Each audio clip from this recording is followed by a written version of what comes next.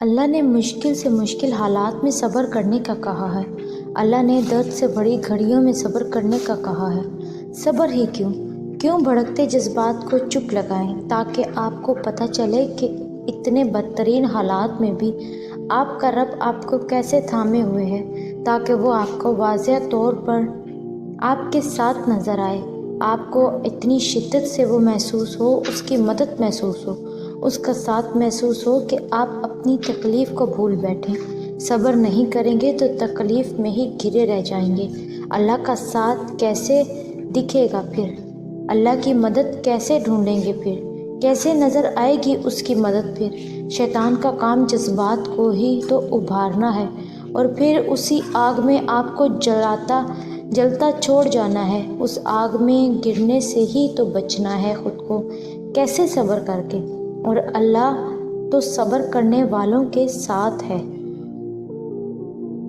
مشکل آتی ہے چلی جاتی ہے، برا وقت آتا ہے چلا جاتا ہے، کچھ بھی ہمیشہ نہیں رہتا، تو پھر تم کیوں غموں کا بوجھ لے کر اپنے دل سے لگا بیٹھے ہو؟ یہ آنی جانی چیز ہے۔ برا وقت آیا ہے، کوئی مشکل آئی ہے تو اس کے ساتھ آسانی بھی بھیجی جا چکی ہے، بس انتظار کرنا ہے، تھوڑا سا صبر کر کے دیکھنا ہے۔ صبر تو سب سے بڑی آسانی ہے جو اگر کسی مشکل میں آپ کو دے دی جائے تو دنیا اور آخرت دونوں سنور جاتے ہیں۔ بس اس میں کوئی شک نہیں کہ مشکل ہی کے ساتھ آسانی ہے۔ ہم جس دنیا میں رہتے ہیں، ہمیں یہاں دیکھنے کے لیے روشنی چاہیے۔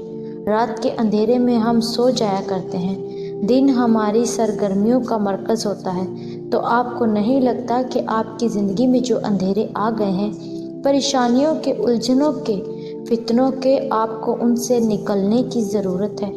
آپ کی زندگی سے یہ اندھیرے تب ہی نکلیں گے جب آپ کو نور ملے گا، جب آپ کو روشنی ملے گی۔ یہ روشنی صرف اللہ سے جڑنے سے ملتی ہے، کیونکہ نور کا واحد سورس اللہ ہی ہے۔ اس کا نام لینے، اس کو یاد رکھنے اور اس سے مدد مانگنے سے ہی آپ کو سیدھے راستے پر چلنے کے لیے روشنی ملے گی۔ اللہ نور ہے آسمانوں اور زمین کا۔ لوگ کہتے ہیں کہ زندگی میں یہ ضروری ہے اور وہ ضروری ہے۔ میں تمہیں بتاؤں، زندگی میں کچھ بھی ضروری نہیں ہوتا، نہ مال، نہ اولاد، نہ رتبہ، نہ لوگوں کی محبت، بس آپ ہونے چاہیے اور آپ کا اللہ تعالیٰ سے ہر پل ایک بڑھتا تعلق ہونا چاہیے۔ کتنا سکون دیتی ہے نا یہ آیت۔ رو نہیں، میں تمہارے ساتھ ہوں، سن بھی رہا ہوں اور دیکھ بھی رہا ہوں۔ تہجد کی نماز تک پہنچ جاؤ تو سمجھ لینا کہ اللہ نے تمہیں اپنے بہت قریب کر لیا ہے۔ تہجد کے وقت اٹھنے والا بہت ہی خوش نصیب انسان ہوتا ہے، جو انسان اپنے بستر کو چھوڑ کر اللہ کی بارگاہ میں حاضر ہوتا ہے۔